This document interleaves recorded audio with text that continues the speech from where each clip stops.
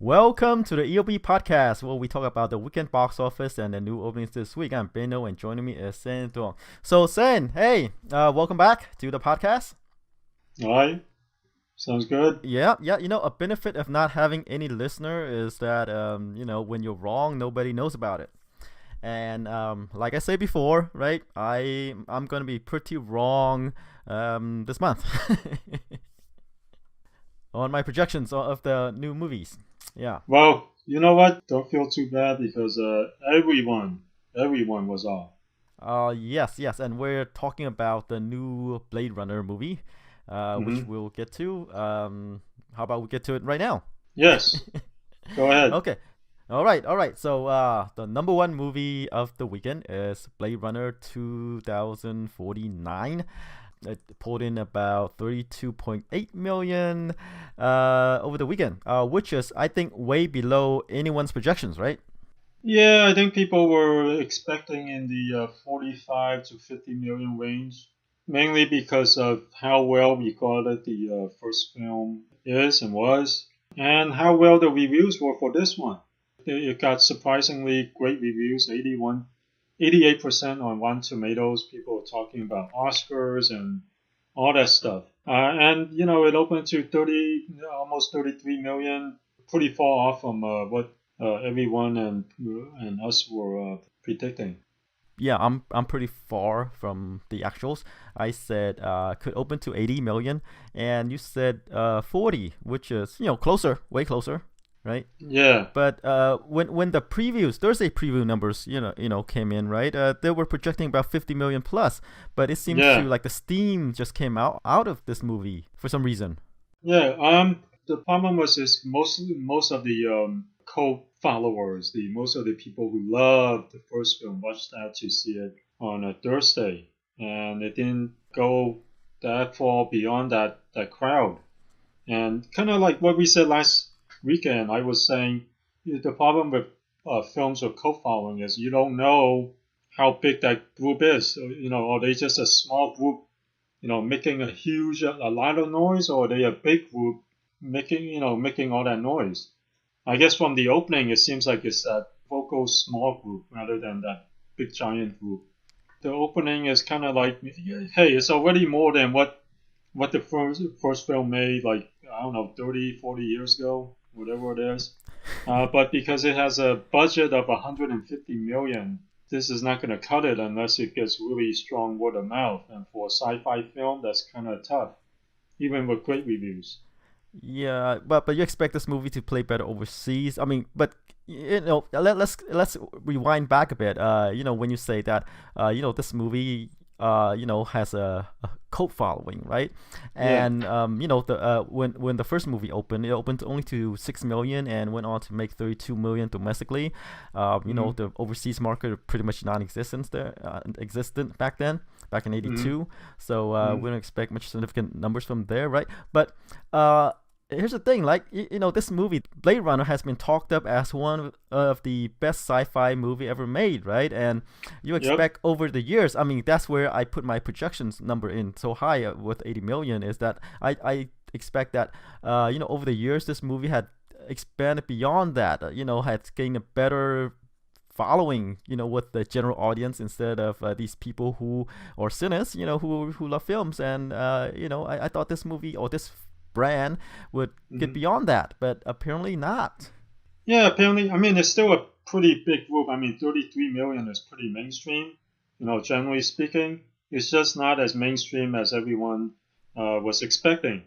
At this rate, it could make anywhere from, 70 to 100 million, which is, kind of mainstream. But, when your movie it costs 150 million, it needs a lot more than that. And the thing is with that cult following is, yeah, it is considered one of the best sci-fi movies of all time, and etc., etc. But that again is mostly for people who love film rather than your general public. And your general public, because the original Blade Runner, it wasn't action packed. It was more philosophical. It was more thought provoking, more meditative. That kind of description doesn't lend itself to a huge mainstream audience. Meditative, philosophical. true. But for a recent movie for comparison, right? Like Nolan's Dunkirk, right? That's not really an action-packed movie, but that opened. You know what? 50, From what I was reading, it is an action-packed movie. Chris Nolan said he wanted to get straight to the point. I'm just gonna show you what happened, and this, from what people have said in reviews, it's just one big action sequence. Well, it's like a you were there kind of movie, like you were, in that but it place. wasn't. Yeah, it puts you in that place. There's there's all these people storming them. It's not like it's not meditative. It's not philosophical. Maybe it's those things too, but from his description, what he wanted to do. He originally didn't want to script at all. He just wanted to go there, film it, and have all these people doing all these things. So it's more of an action film. Yeah. And that did really well. Yeah, but 2049 is really disappointing for a lot of reasons, right? Some that we outlined. This movie over the years, kind of like wine, right? Age better. It should age better. But the sequel, from all the reviews, I mean, that's the thing. It's a pretty good movie. It did age pretty well. I mean, it's already made in one weekend what the first film made in this entire theatrical run. But the thing is, like I said, that is that vocal small group rather than that vocal big gigantic group. A movie that makes 70 to 100 million, it's pretty mainstream, just not like as big as what everyone wants. It's not the 200, 300 million dollar movie. I mean, when they put 150 million into it, they're thinking it's a way bigger audience than what was actually there. Yeah, true. I guess industry people expected more. Than people who are actually paying money to watch the movie. Right. All right. So hopefully this movie will stay in theaters, right? I mean, it's just like Arrival, right? It opened to around the same amount, but then it went on to open, about over 100 million. Yeah, right. And speaking of overseas, it did a 49 million overseas, which is not bad. But you know what? It has to make at least 300 million worldwide to break even. Which I think it will. You think so? Because right now the worldwide total is around 80 million. If it can do 300, it's not bad. But I'm sure they're hoping for more. But the great thing with this is because it does have a cult following. Mm-hmm. It's gonna do gangbusters on Blu-ray. All those people who love this first film will go out and buy this. Okay, we'll just have to wait for the final director's cut, right? Oh no! They're not waiting for that. They're gonna buy that. They're gonna buy the director's cut. They're gonna buy the producer's cut, and they're gonna buy the one where they package both of them together. Right. And then they're gonna also buy the Criterion Collection. Sure. Okay. Yeah. So there's a lot of money on home video for this. All right. There's all these deleted scenes that they can include. Especially since on a quality level it delivered. Okay. And it seems like all those people who love the first film will probably love this one just as much, if not more. Yeah, right. Like the critics loved it, but again, the general audience just doesn't have that as much enthusiasm for the movie. So yeah. Yeah, well, I mean, the people who saw it probably do love it. It's just that it didn't go beyond that group. I mean, the cinema score is an A-, so it's above average. It's not love. So it's just too bad it didn't move beyond that core group. Right. Okay, assuming that it did okay here, and from what you're saying, it might not do that well overseas. 49 million is not bad. It's just I'm not sure if it can make 300 million worldwide. Okay, all right. We'll see. Okay, we'll see. Okay, all right. Bring us in on number 2. Sure. And number 2 is the Mountain Between Us. Is the other new release last weekend, starring Idris Elba and Kate Winslet. It's based on a novel. It's about two people. I think they're both married. One is about to marry. Oh, okay. Kate Winslet is taking the plane to her wedding the next day. Okay. And they crash landed in the mountains, snowy mountains, and they had to depend on each other to survive. And it did, 10.6 million over the weekend, at a budget of 35 million, which was it pretty much where we had it? Yeah, it's about where you had it. You said 8 to 10 million, and it's at the higher end of where you had it. I said 5 because, hey, I don't think this movie would appeal to many people. Kate Winslet doesn't. I mean, she's a great actress. She's more of a doesn't have a big draw. In terms of mainstream films, but as a draw, she is a draw for indie films. And it's just Elba does have a draw, but it's not huge. It's like around this range. Yeah, Idris Elba is not that African American leading man for these erotic thrillers, but he's more mainstream, wide appeal, I guess. Yeah. And Kate Winslet, better known for her role in Titanic, but that was years ago. Yeah, and and she's been doing very good work in the indie market. Most of her films are pretty well reviewed, and she's been nominated a couple of times. Mm-hmm. So so Titanic, is not her only thing. Right. But just saying, she's better known to the general people audience as for her role in Titanic. Yeah, 10.6 million is actually not bad. It's kind of on the higher end of what we were projecting, and probably around where the industry was expecting. Yeah, it went beyond my expectation. The budget's only 35 million, so I think with these indie movies, especially something like this one, I think it's going to linger in theaters and it's probably going to end up in maybe make around 45 million, maybe perhaps. Yeah. So it might depending on how leggy it is in the coming weeks, it might eventually eke out a modest profit. Yeah. And reviews are not that great, 44%. But with dramas tend to linger in theaters longer. Yeah, I read that this movie had an ending that kind of like kind of one of these BS endings. Oh. That kind of left an unsatisfying taste in audience's mouth, or at least one critic's mouth. Oh, okay. So Right. it could be one of those movies where everything leading up to that point is good, but overall at the ending left an unsatisfied feel. That kind of movie. All right. Okay. Number 3, It's still in theaters. Surprisingly, right? It pulled in about 10 million over the weekend. So far, domestic gross is 305 million. Budget's only 35 million, and this is a horror movie, based on Stephen King's novel, and I feel this movie doesn't have the respect that it deserved, even though it made a lot of money. It's just it's a horror movie. It's getting a lot of respect. Worldwide is at 604 million, and the reviews for it have been great, 85%. So not much more we can say about it other than it's a big, humongous hit. It is here and domestically and overseas, Right. and I believe it's still a planned two-parter. They haven't had plans to break it up into 3 movies yet. Yeah. I'm sure discussions have taken place or will take place. But as far as we know, I think it's still a 2-movie deal. You're right. All right, moving on to number 4. The other new release of the weekend, My Little Pony the movie. It did about 9 million over the weekend, which is not bad. It looks like a cheaply made Lionsgate film. What numbers were we putting on it? I said it could do 15, open to 15. You said 5.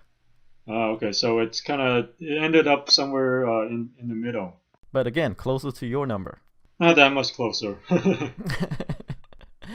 But so the reason for my high number is that I thought the My Little Pony brand could carry the day.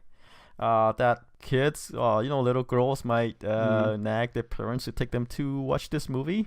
Yeah, the reviews were kind of mixed, 56% on Rotten Tomatoes. I mean, it looks colorful and everything, but from what we've seen in theaters, it looks like looks like a cheaply made movie that belongs more in Netflix than in theaters. Well, it's 2D. It's a 2D hand drawn. I believe it's hand drawn animation, right? Where everyone's just going like 3D now. It's not the 2D or 3D thing. I mean, even if you compare it to the old Disney movies like Tarzan, even those 2D films, the quality looks a lot better Well, in sure, but terms of differences yeah, in budget. I mean, differences in budget, right? yeah. That's why I'm saying like they obviously weren't expecting too much from this because it looked like something that was budgeted for Netflix rather than as a big film. Sure. I expect most of the money from this movie is from Hasbro, the Mm, toy maker. yeah. So it's probably just like a marketing campaign for their toys. Yeah, that's true. It's pretty much to sell more Little Ponies and make some more money on home video. Yeah, to promote the Netflix show, right? They has Yeah, this animation show going on Netflix or whatever. yeah. So yeah, it's just kind of there. Oh, right, right. The kids nag the parents, say, "Hey, I want to watch My Little Pony." No, you can watch it on TV. Yeah. Wait for Netflix. Right, right, right. Okay, so that's My Little Pony.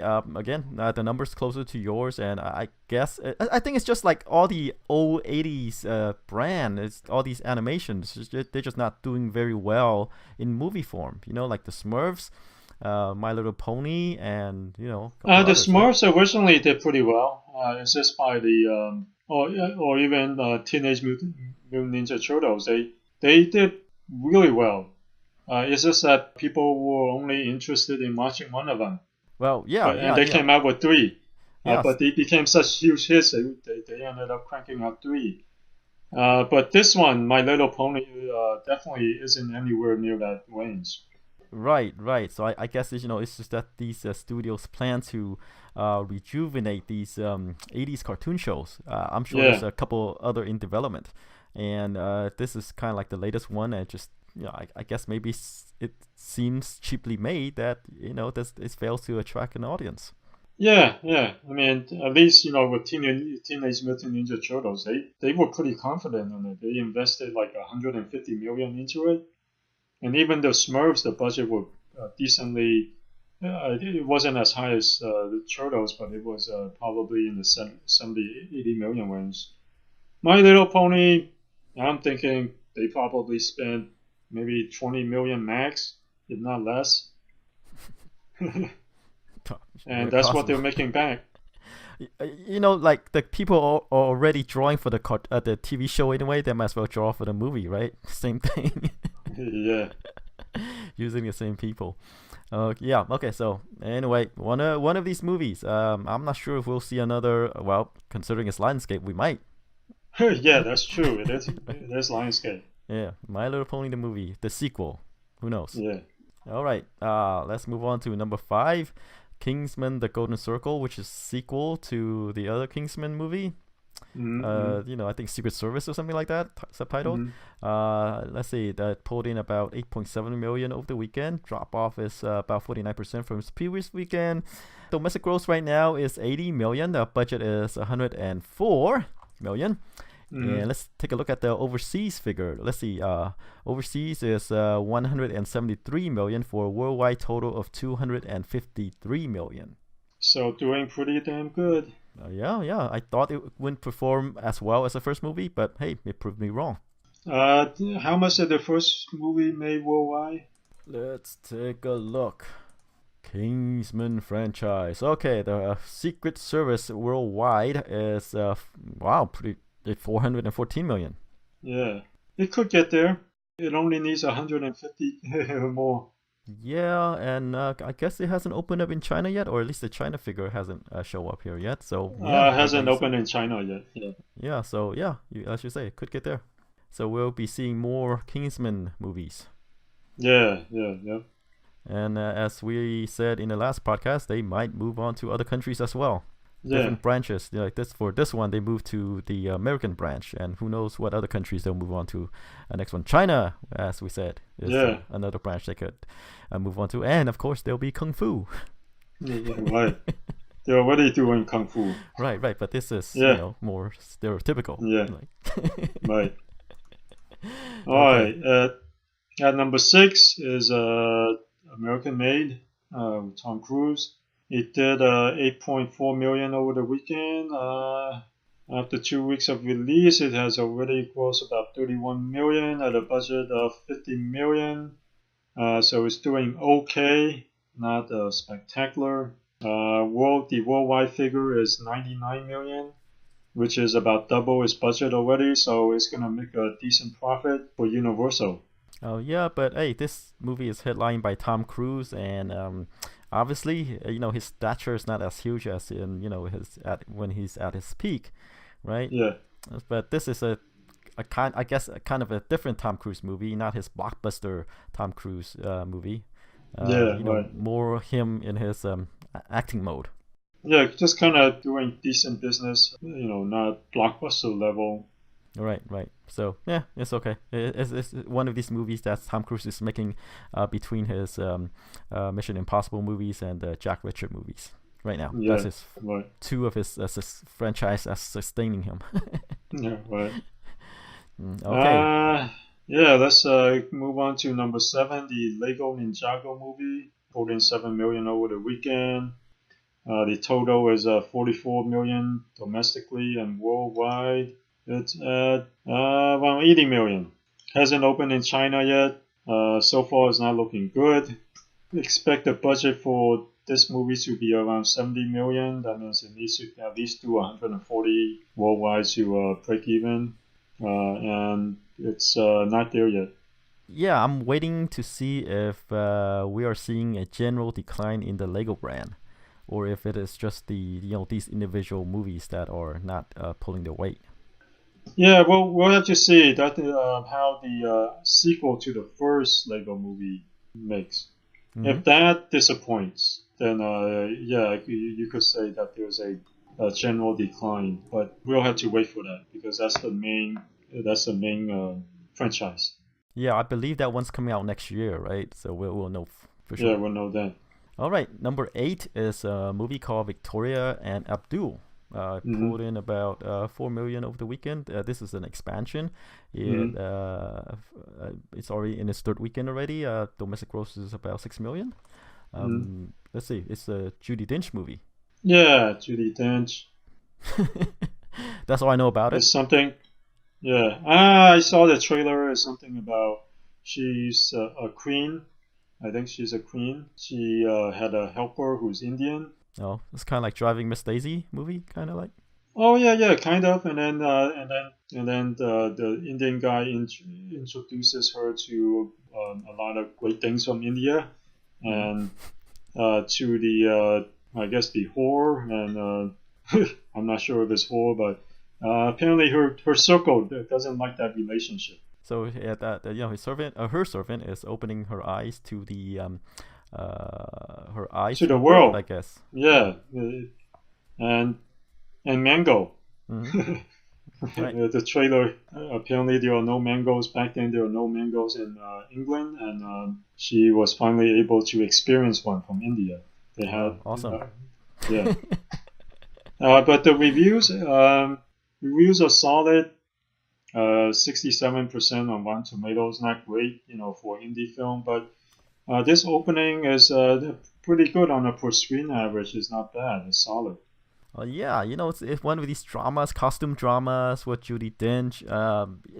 The 4 million in this expansion I feel pretty good. Yeah, not bad. Yeah. And they'll probably stay in theaters for a while. All right. Yep. Again, one of these movies we might hear about come award season. Right. For acting or for costumes or what have you. Right. All right, let's go to number 9, the Flatliners sequel / reboot. Pulled in about 4 million over the weekend. In its second weekend, it dropped down to number 9. Domestic gross is about 12.5 million. Budget is 19. It's fading fast from theaters. Sequel that nobody knows about, and I guess nobody asked for. Yeah, right. They knew they weren't getting much, as budget was only 19 million, and they'll lose money, but not by much. Yeah, well, there's the like at the secondary markets like home video DVDs, right? And there's the foreign market as well. So they're not going to lose money with 19 million budget. Yeah, right. I'm not sure how it's gonna do on home video because people who want to watch it would probably just watch the original. Yeah, but this one has updated effects. It didn't look that updated. 19 million. These updated effects is probably worse than the original. Right. But anyway, it's there. I mean, they're gonna it's there. yeah. That's all we can say about that. It's there. Yeah. All right. Yeah. Rounding out the top 10 is Battle of the Sexes. The movie starring Emma Stone and Steve Carell. Oh, and Elizabeth Shue and Sarah Silverman and Alan Cumming. Oh, lots of Sure. very good actors and actresses. It's very well received on critically, 84% on Rotten Tomatoes. Although, let me see, it's kind of staying in there. The drop off is only 25%. So already made about 8 million. I'm not sure how much more they were expecting as a limited release with a platform, as one of these platform releases. But I don't think, doesn't look like it's gonna make that much more. Yeah, this movie is not getting any traction despite all those people in the movie. Mm-hmm. I guess it's one of these movies that I guess it's just a subject matter, like Billie Jean King, tennis. Name one tennis movie that has gone on to make make a lot of money at the box office. There's that Woody Allen one, right? Mm. But even that didn't make like a huge amount. Right. Exactly, right, and and that one's by Woody Allen, who's I guess one of these at that time he's one of these directors that people are have a good opinion of, Right. but Battle of the Sexes would hire like Emma Stone, right, Steve Carell. It seems like it's a no go, right? It doesn't expand beyond the indie crowd. Yeah, right. All right, should we move on to the new films? Okay, we have I think about 3 wide releases. Mm-hmm. We have Happy Death Day. It's a horror movie, Mm-hmm. which we'll get to. The Foreigner with Jackie Chan and Pierce Brosnan, and Marshall, Mm-hmm. which has about 800 theaters, I think. Yeah, Marshall has has Black Panther. Yes. Which one you want to get on with? Start off with. Let's go. Let's move from small to big. How's that? Okay, small to big. Let's go with Marshall. Marshall. So Marshall is a drama, kind of like a biopic about Thurgood Marshall. Before his time as a Supreme Court justice, he's an attorney. He fights for civil rights. And he's being played by Chadwick Boseman. Yeah. Who's the Black Panther in the Marvel movies. There are only about 5 reviews on Rotten Tomatoes so far. 4 of them are good. Mm-hmm. These reviews are kind of decent. They're kind of like they're on wave reviews. They're just kind of like, hey, it's not bad. Check it out. Right. Marshall is another movie starring Boseman. Him playing another person with Get On Up. I guess he plays as one of the singer. And then 42 with Jackie Robinson. So okay. It's only released in 800 screens. Yeah, that's what it says.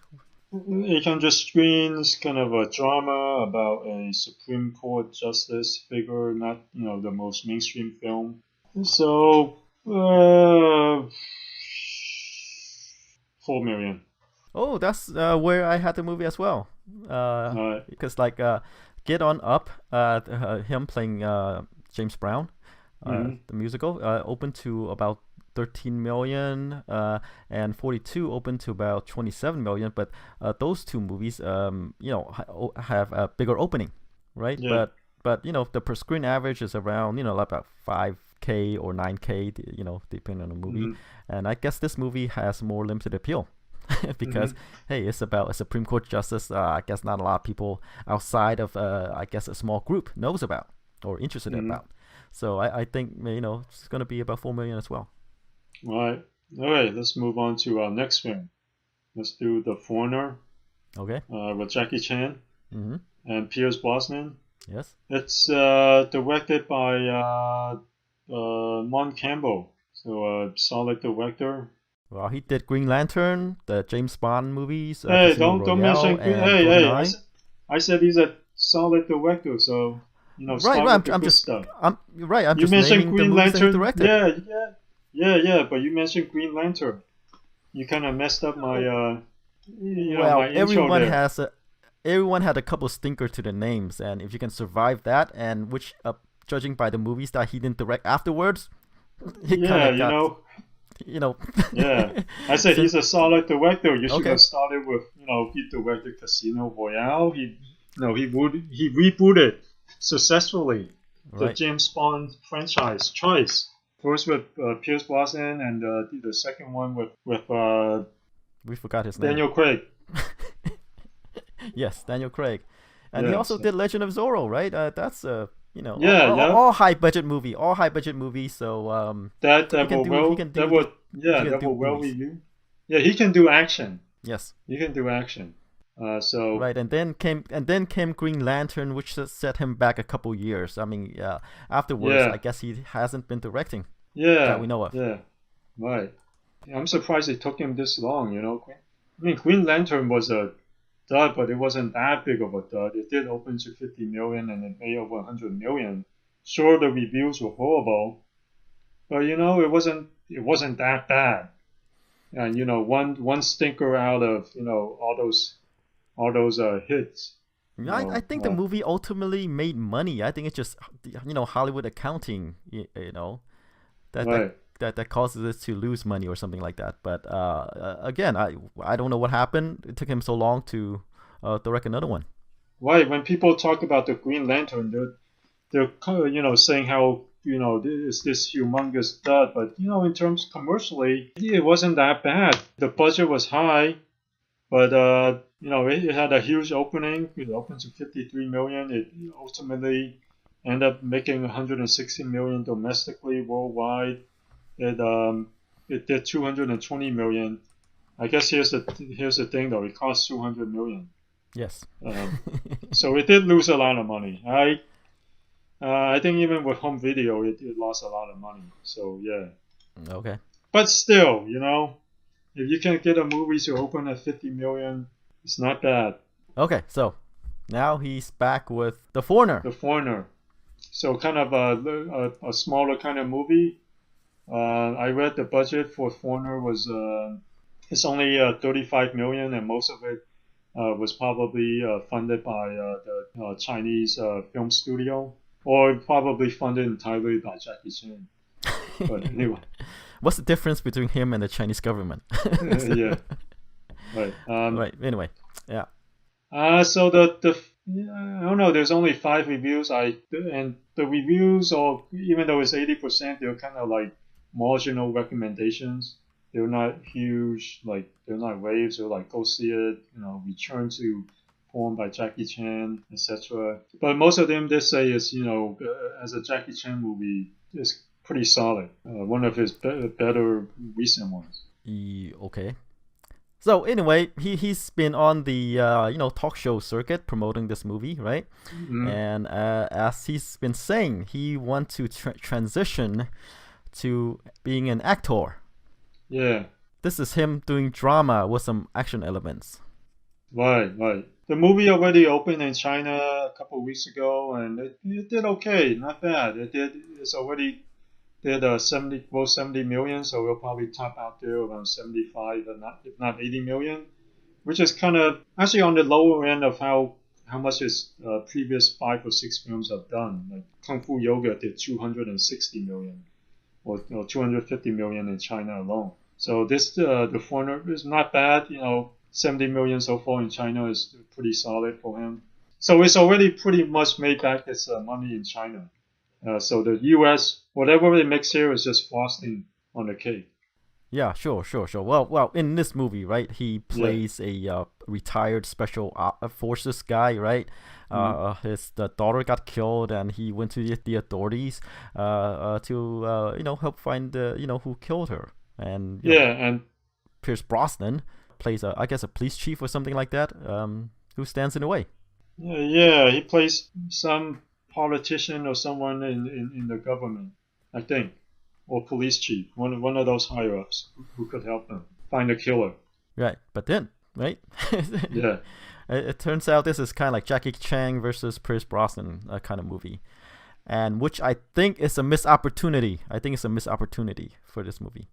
Yeah, it's being advertised as Taken with Jackie Chan. Yeah, kind of. Yeah. So what kind of numbers are you putting into this? I don't know. Like I say, I thought it's a missed opportunity. You have Jackie Chan, action guy, right? Pierce Brosnan, former Bond. I think they should be both on the same side. Them both helping out each other. I thought this could be a good action adventure movie, but again, like this is Jackie Chan wanting to play the drama guy, right? Want to transition into acting. And I don't see this one having that big of an appeal, right? Because again, this is Jackie Chan again playing against playing a role that people hear that he's not known for. Well, the way they've been advertising is they've been advertising the action elements. But his biggest films have been in the U.S. always involves an urban audience. So right. when they action targeted comedy, towards right? Action comedy. Yeah. Well, even the Karate Kid was more drama than comedy. Action drama. Right, but that one seems to have more of a wider appeal than I guess the Foreigner. I feel. Yeah, that one does, which is what I'm gonna get into. Okay. It seems like with Rush Hour and the Karate Kid, if the film targets the African American audience, it usually does really well. But when it's just him in a film that doesn't target that group, even his Shanghai Noon franchise, those they're solid, but they weren't nearly as good as Rush Hour or the Karate Kid. Yeah. Okay. Yes, the Shanghai Noon franchise or the Shanghai franchise, right? Has co-stars Owen Wilson. Yeah. And those films made in the 60-70 million range. The Rush Hour film made in the 100 to 200 million range, so different level. And I think this one will probably 8 to 10 million. Oh yeah, I had about 10 million opening as well. Okay, so you 8 to 10, me 10 million. Okay, so we're pretty close. Yeah. And that figure is not bad for his budget, and it's already made back his money in China, so right. Just frosting in the cake. Right, but I say this the Foreigner. I guess I feel it's not a movie that plays with the strength of Jackie Chan and Pierce Brosnan. I feel. All right. Okay, next one, Happy Death Day. Yeah, so this is pretty much Groundhog Day, except for the horror genre. Right. And speaking of Groundhog's Day, right? If you think you've seen this movie before, you have. There's another movie that opened earlier this year, called Before I Fall. Look it up, Before I Fall, March of this year. I forgot about that one. I'm sure a lot of people forgot about that one. Wait, what was Before I Fall about? This girl, who go through the same day again, Groundhog's Day, right? And then she dies in a car crash, and she keeps waking up and trying to avoid her fate. Oh, right. I kept on thinking that this was Happy Death Day was Before I Fall. I'm like, hey, wasn't this released months ago? Right. Yeah, it is a meta movie, right? Yeah. So Groundhog's Day with horror movies, playing in real life. We're seeing the same movies over and over. You're right.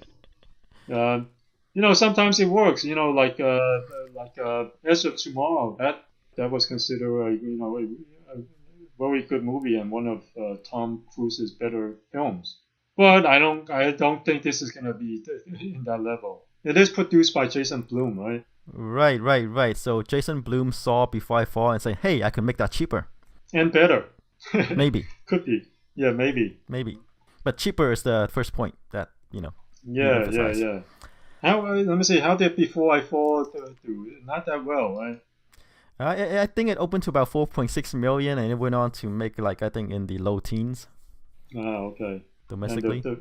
Right. Let me see what the reviews were for Before I Fall. Not that it has any relation to how this will be reviewed, but I think a lot of people will have a sense of deja vu, right? Oh, Before I Fall actually decently well reviewed, 66% on Rotten Tomatoes. Was that a horror movie or was that more of a drama? It's more of a drama, not a horror movie. I think Right. she's trying to avoid an accident instead of someone actively trying to kill her. Okay, you know what? Let's reframe this. So before I fall is more the Groundhog Day in dramatic form, dramatic romance form, and Happy Kill Day is more Groundhog Day for Yeah, horror yeah. genre. Happy Death Day, Happy Death Yeah, Day. Happy But hey, Death Day. Yeah, right. Jason Blum. What are you thinking? It is the I'm film with the thinking widest release. it is, but I don't know. I think this could open better than Before I Fall. Since we're in October. You know, Yeah, this is a day for horror movies.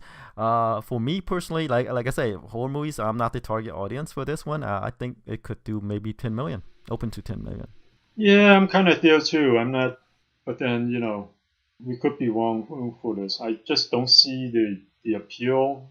I mean, it does have that deja vu element. It's like, hey, didn't I see this film like 3 months ago or longer? 6 months ago. Yeah, here's the thing, right? Horror movies target toward teens. We never know, right? Yeah, We can't be rational about this thing because no one really knows, maybe except Jason Blum, how these yeah, movies will do with the target audience. right. Oh, yeah, yeah. 10 million is where I have it too. Okay, all right. Again, I think this week we might be closer to the movie's opening, or we could be Yeah, off again. Like I yeah. said, So kind of a this month we're kind slower. of off. Yeah, kind of a. It looks like it's gonna be a slow weekend. Yeah, I think we're in this the fall where smaller movies are opening. We don't have the summer blockbusters anymore. Hmm. So I guess we can expect to see smaller numbers at the box office. But then again, we don't know with Happy Death Day. It could open to our number or less or more or way more. We don't know how these horror movies will do. They could open to maybe 40 or even 50 million. Who knows? Right. So there you go. All right. I guess we'll see. All right. Yes. Okay. So tune in next week and see how we did. We could be wrong again, or I could be way off again. Hmm. But since we're both pretty close on our projections, we could be both wrong or right. So hey, I think we're there. We're there since we are in agreement. Yeah. All right. See you guys next week.